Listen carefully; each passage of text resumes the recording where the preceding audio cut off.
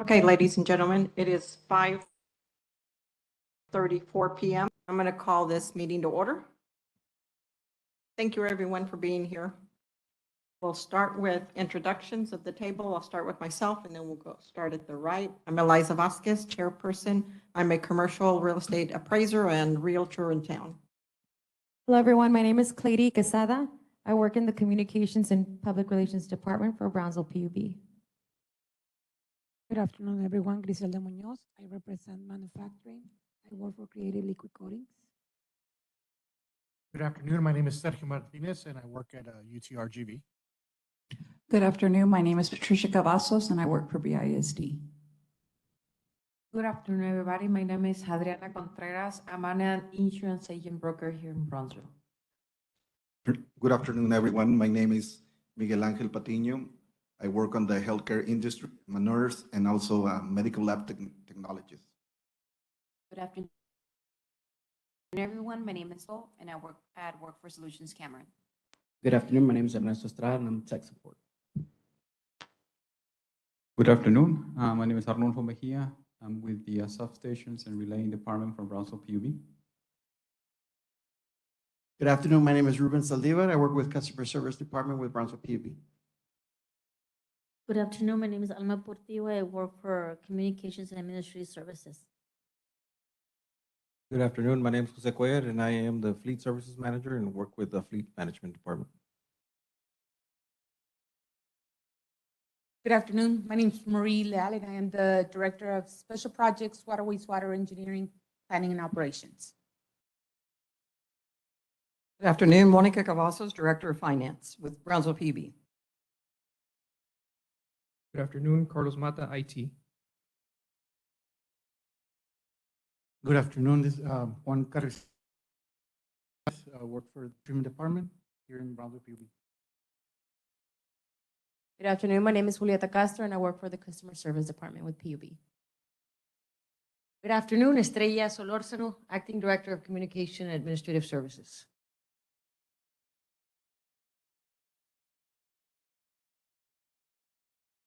Ryan Greenfield, I'm the Communications and PR Manager.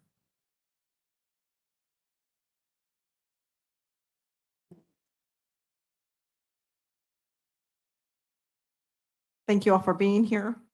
We'll go on to the next item on our agenda, which is approval of January 18th, 2023 minutes. I think we've all had an opportunity to read those. Do we have any discussion, any corrections? If not, I will entertain a motion to approve the minutes. Make a motion. First and the second, all say aye. Those opposed? Motion carries. Lady, do we have old business?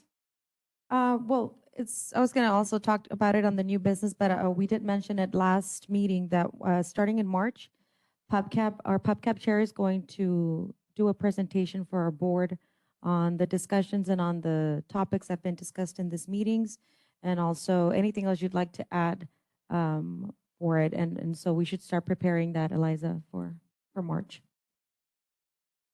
Very good. Anything else? Do we have anything else for new business? For new business, yes. I have a couple things.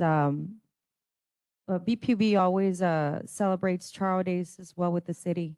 We are a sponsor, and this year we're going to have a float and our bucket truck right down Elizabeth Street.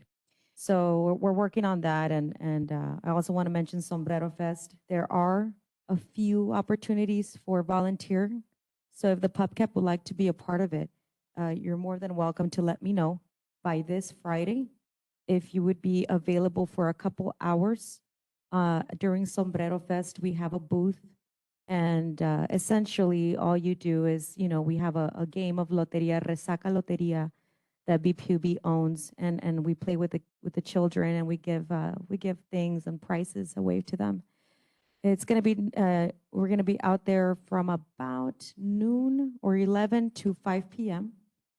And so if anyone is available, next Thursday, February 23rd, or Friday, the 24th, please let me know by this Friday, the 17th, so that I can arrange a time for you. It's a great opportunity for us to volunteer. And also, I have a couple of spots for our float. If you think that that's something you'd like to do, Thursday's parade starts, we leave the office at 5 p.m. Friday, Friday. And Saturday, we leave around noon to the parade. So it's a great opportunity for just volunteer opportunities for you to consider. Let me know latest this Friday. And also, I wanted to bring up again the presentation that we're going to do to the BPB board starting on March. We did send out a press release today, once again, reminding our customers that the disconnections are going to end February 28th. So this is a grace period for them. They can call us right now, let us know that they need any payment arrangements. I know that there's members of customer service here. So right now, we've been communicating with our customer October about this, letting them know that this is only going to be temporarily. And they've communicated, customer service has communicated with our customers through robocalls, through letters. The last letter that was sent to them as a final reminder to everybody that's pending a payment was on February 9th. That gives all of our customers that are pending payments a 20-day notice before disconnections start the first week of March. So we have spoken to the media, communicated with our customers as well about that. So the press release goes to Brownsville Herald or where? The press release goes out to all of our media contacts and to the city.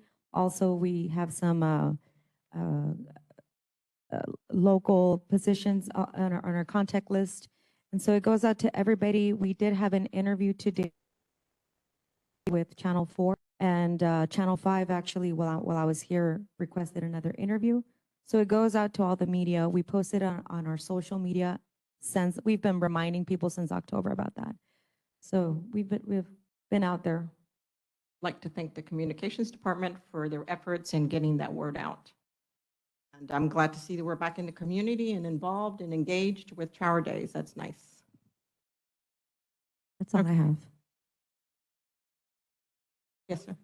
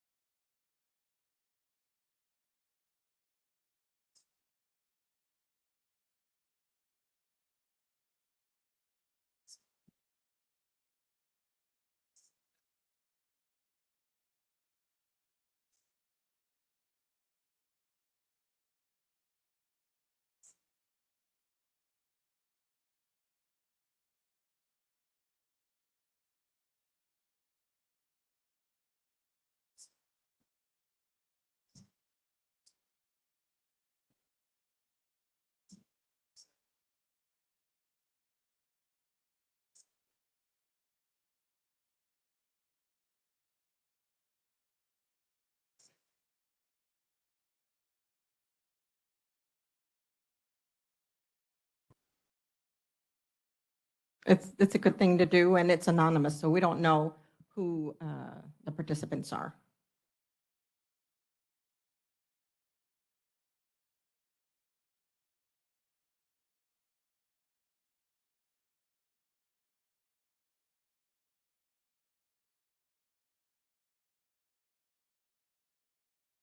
Thank you. Anything else for new business? We are having go out our BPB Insider letter that goes out on a quarterly basis. So if you're not subscribed to our website, please subscribe to our website so you can receive that.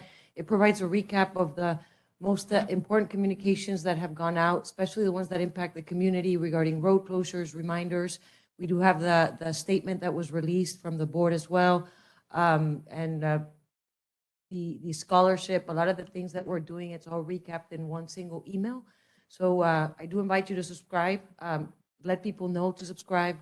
It has a lot of good information and reminders for the community. So I'm excited that that's going out. Hopefully today or by tomorrow, that'll be going out. So how our do we subscribers. subscribe to the newsletter?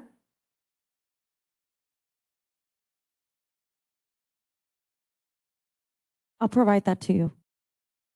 Regarding the scholarship program, can we invite for the next meeting any counselors from different schools to learn more about that? If we can share on with our different contacts or with the schools?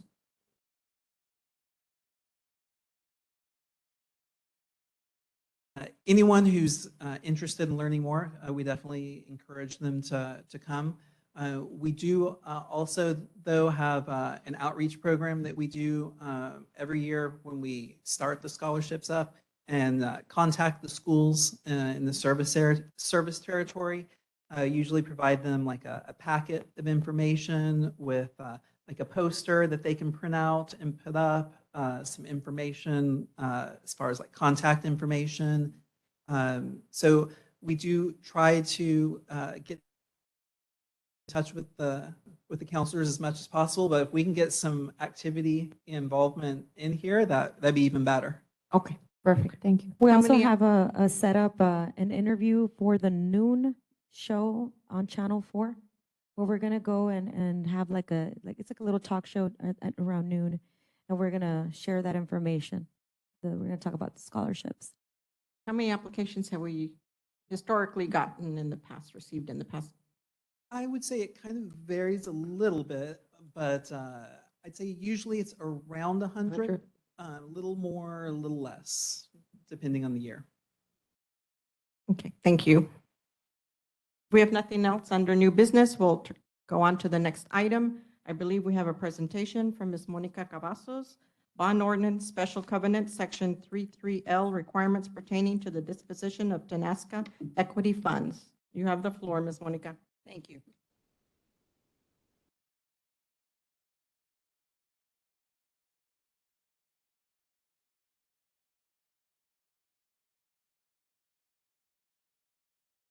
Just to give you a little bit of information, Brownsville PUB, when we issue bonds for capital projects, typically, no, the lights, oops.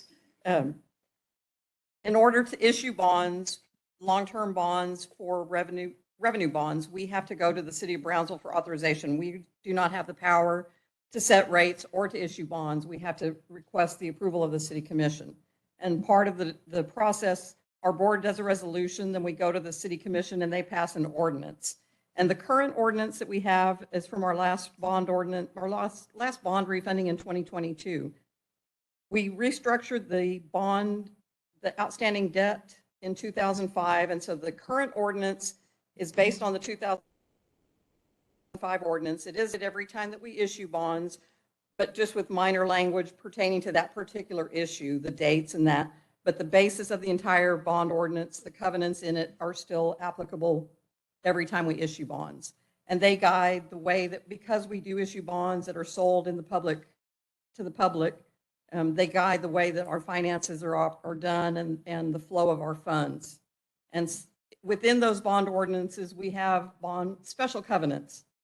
And so within the special covenants section, within section 33, there is one item, section L, that pertains to the disposition of, so it specifically says that we will not sell, convey, mortgage, encumber, lease, or in any manner transfer title to or otherwise dispose of the system or any significant or substantial part thereof. Our board determined that the $29 million in the Tenasca Equity Fund is a significant portion, or substantial part of the system. And in order to disperse those funds, that $29 million, we need to go through these steps. And so looking at the next slide, this is the actual language in the bond ordinance. The next slide outlines the four steps that we are required to go through. The first is that our CFO will issue a certificate attesting that the system will generate sufficient revenues to cover debt service obligations. Per the bond ordinance, we have to cover 1.25 times, 1.25 times our debt service.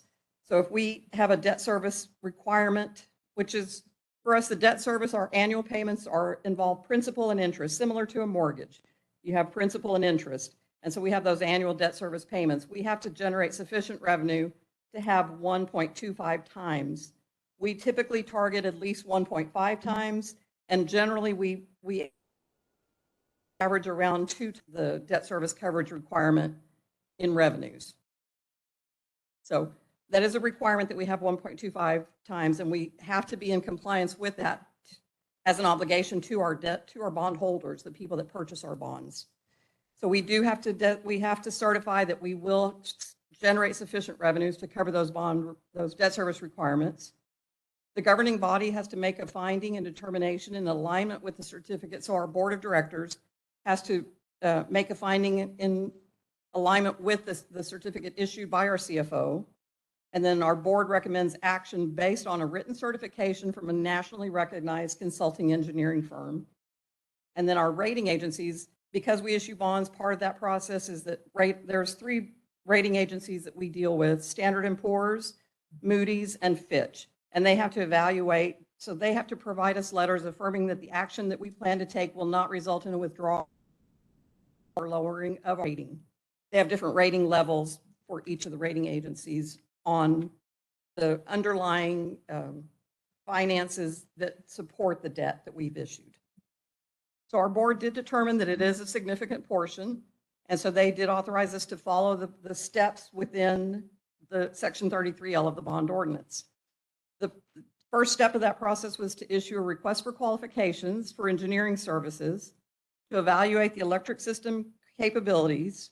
That was advertised in the Brownsville Herald and on our website on January 1st and 8th of 2023. The RFQ was emailed to 25 engineering firms. We only received one response from Schneider Engineering, LLC, who is a nationally recognized engineering firm. So their proposal was within the approval level of our, at the time, interim general manager and CEO. She is now our permanent general manager and CEO. Within her level, she did give her approval to proceed with an execution of an agreement on February the 6th. We presented the timeline, the updated timeline, to our finance committee on February the 8th. And then on Monday, this week, Monday, the agreement with Schneider Engineering was ratified by the BPUB Board of Directors. The result of that process of her issuing the authorization to enter into that agreement and proceeding with that without waiting for the board's approval is that it took about a week off of our timeline. So we had presented to the city earlier this year our draft timeline, with all of the steps that we needed to follow. And so this allowed us to reduce about a week off of our timeline. And so then we have, and I realize it's kind of busy, but you do have hard copies. And I know we've got some hard copies for any of the audience members as well. So we were able to reduce a week. So we're now in the step 6. We've passed step 6. We're now beginning the process with Schneider Engineering to provide them with all of the documents that they need to do their evaluation. And we anticipate having their report by March 24th, hopefully even earlier than that. And then we have to take it to our board of directors. We also have to go through the rating agencies. We have to take it to our board of directors and to the city commission. Our board of directors and the city commission have both expressed an interest in expediting the process as much as possible. So the dates that are shown on the timetable are the current planned meeting dates for the PUB board and the city commission. But they have both bodies have expressed an interest in accelerating the process by calling special meetings if needed. So at this time, we're expecting to have that final report and those final determinations by the middle of April, based on the current calendar, but could accelerate that timeline. So we just have to follow this process per our obligations to our bondholders. We need to follow these steps in this bond ordinance and comply with everything and receive that report from Schneider Engineering. It is a lengthy process. We've managed to shorten it a little bit, and we're hoping to be able to shorten it some more. I understand. I know it's a lot of information to take in, so any questions you have on it, I'd be happy to answer any questions you have.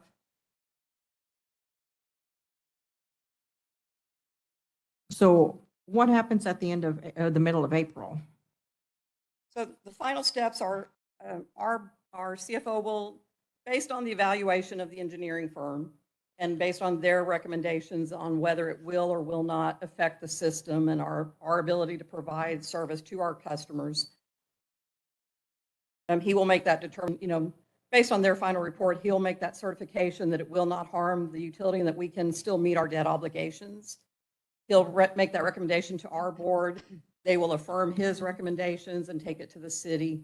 And within that process then, as well as the rating agencies, they have to agree with our determination that dispersing that 29 million will not harm the ability to provide electric service to our customers. Any questions? I have a question. Has there been discussions about how, if approved, would the money be dispersed? No, not yet. There was a joint committee that was formed between the several members of the PUB board and several of the city commissioners. And they have met. We've presented this information to that joint committee. We've also presented it to the city commission.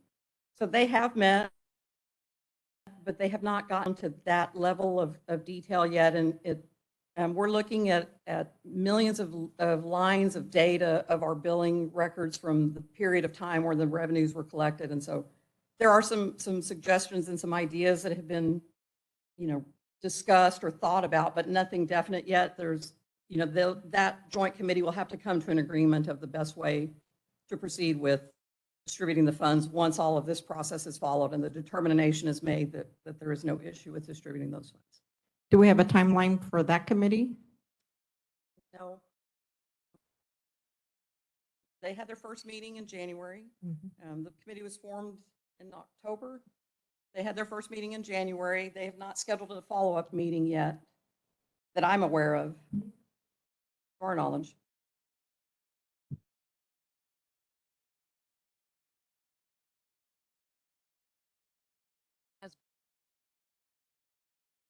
Hello? Nothing has been called in that we have been notified of just yet. But yeah, that is something that joint committee and then the PUB board and the city commission will discuss and determine best path forward for distributing those funds. I know it's a big task. Can we give you a microphone so you can state your name, please? Hi, good afternoon. My question is, who's going to be paying for this firm? PUB will be paying for the work to be done on the 33L. It will not come out of the $29 million. $29 million right now is held in our improvement fund. It is restricted and it will not be touched. And the cost of this engineering study will not come out of that $29 million. It'll be covered by PUB. And that we have been providing those updates to the board. The board has requested that we certify that those funds are there and that they cannot be moved. So that is money that cannot be touched or moved. And we are providing that in the finance committees as well as the board committees. And that's coming from our chief financial officer, Mr. Mike Jones. Hi, Susan Rualcaba. Thank you for the meeting. This is awesome.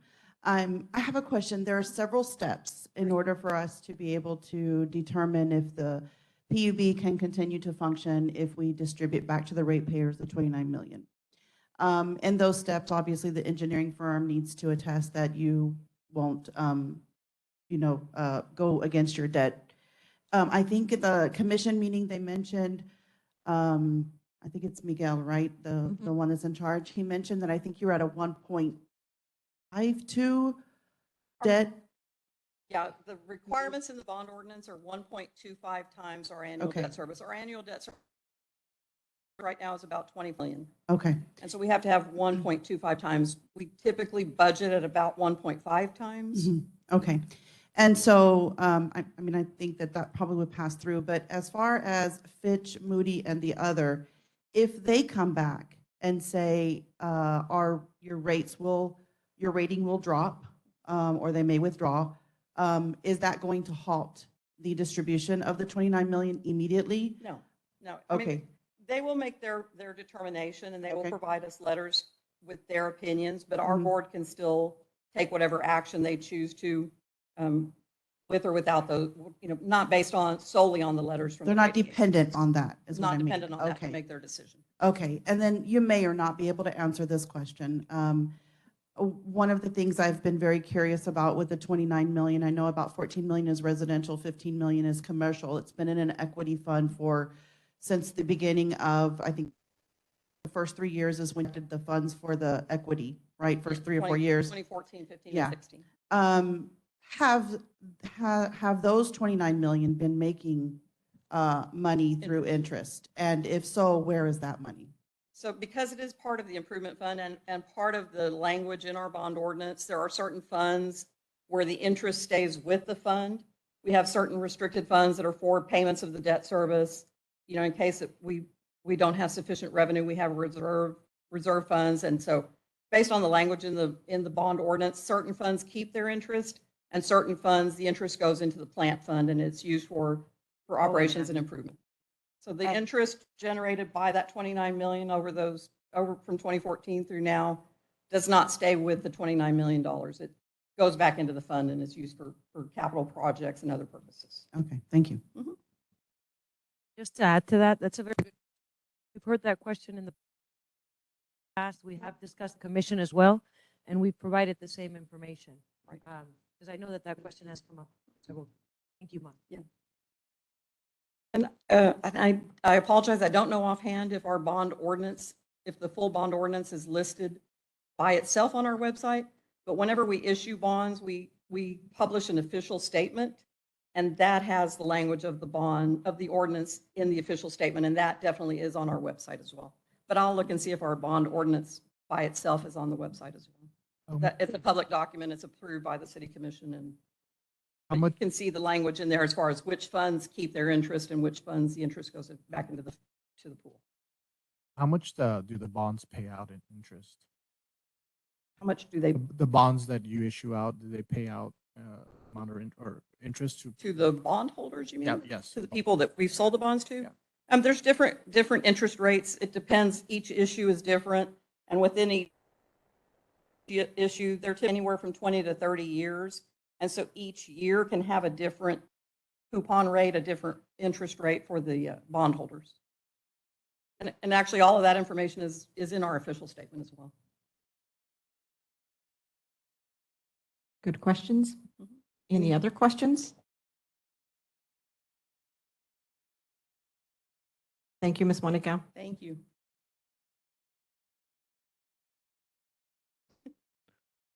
We'll go on to the next item, which is public comments. Do we have anyone that has public comments today?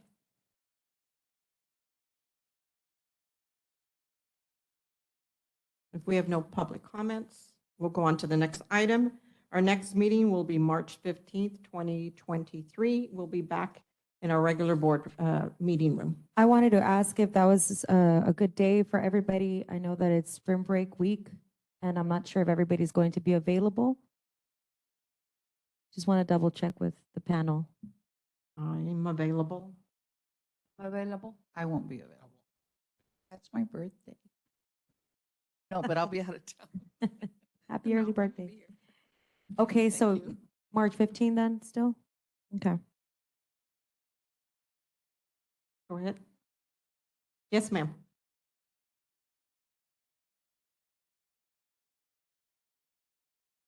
Go ahead, Ms. Susan. I wanted to ask a question related to the disconnections that are going to happen, or the possible disconnections with the back pay. Has PUB already communicated or put in place a plan for repayment of the anybody that is in arrears right now so that they have an opportunity to catch up?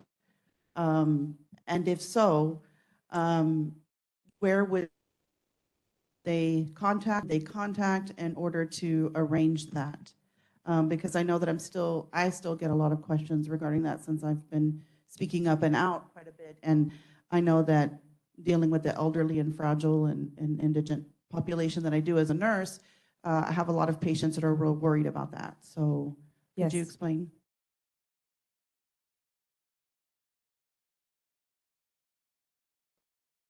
Hello, you hear me?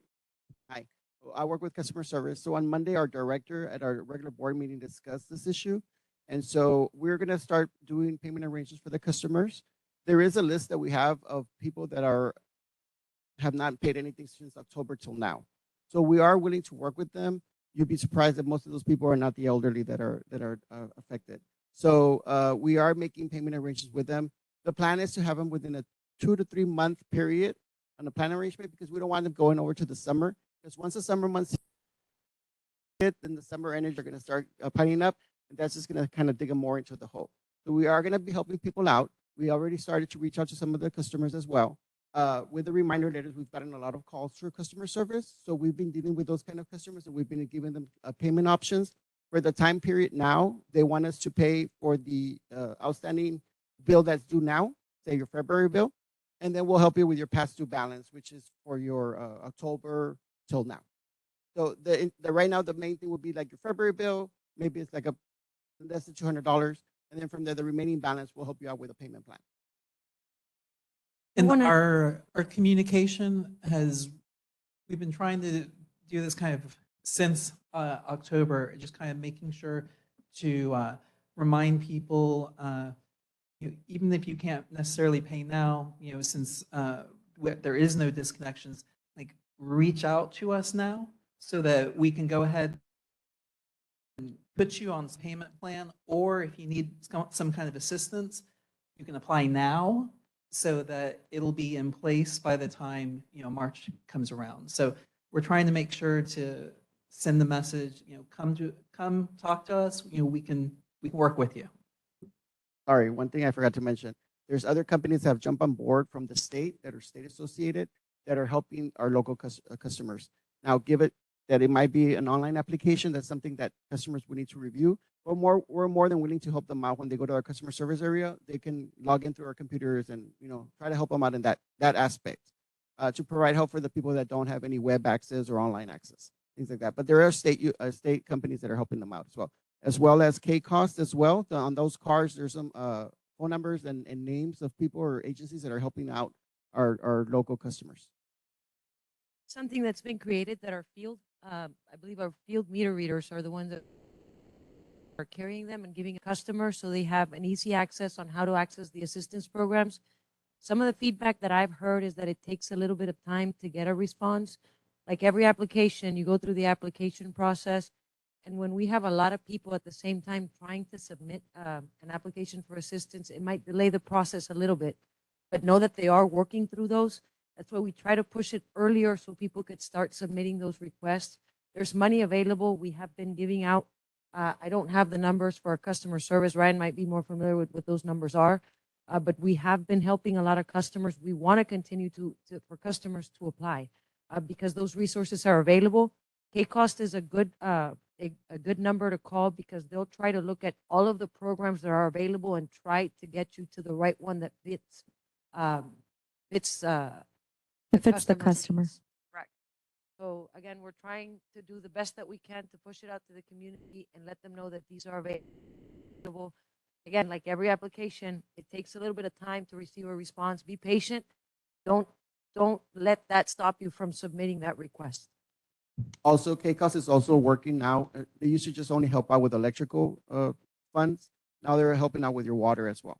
So the customer who just has water service with us can apply for those services as well. And those are posted on our website with the names on the K-Cost and the companies, and then they can direct them to those agencies. Also, it's kind of important to know, I know customer service reminds a lot of times for depending on the assistance, we don't want customers to necessarily panic immediately if they get a disconnect notice. A lot of the assistance programs, it's dependent on receiving a disconnect notice to be able to move forward.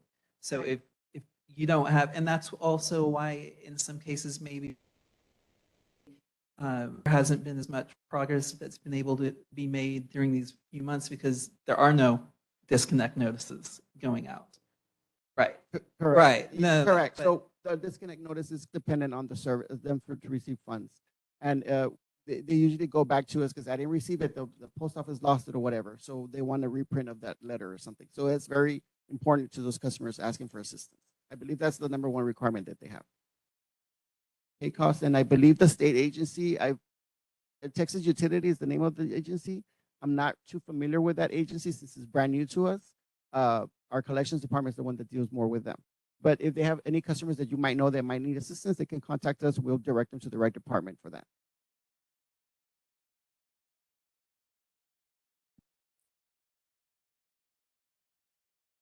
I'm not sure, like, if this is the right question right now, but is there someone from grants department that I can speak to? Because there are some programs at the moment that their companies can apply to so they can get rebates, especially if they do like weatherizing homes or energy efficiency. I would really like to speak to someone. We actually do have a BPV rebate program. It has a lot of things available for residential, and we also have a commercial program available as well. So anyone who's looking to try to reduce their bill, we do offer rebates for new air conditioning, for qualifying windows, for insulation, for, I believe, new toilets. It's a big, long list on our website. It's the BPB Green Living Program, and it has a big list of everything that qualifies for that. And we do have a process. You send in some information, and it gets verified, and then we issue out the rebate. Not from grants, but I'll be more than happy to take your information and we can.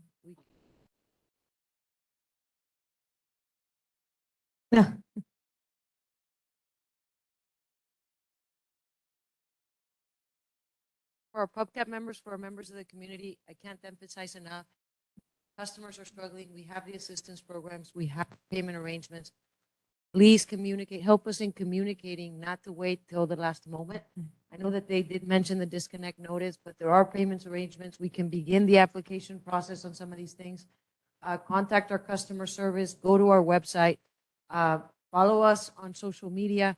We are trying to really push that. We have it on our billboards that are located in 2 areas of our community. So again, have them contact our customer service experts. They'll be able to come through the process and give them options on what we can do to help. I do ask that you help us with that push. Absolutely. Thank you. Yes, that's really important. If you could share the information that we post, things that will benefit the community. I do have in front of me, I open the page on our website with all of our assistance programs. It's called simply Assistance Programs.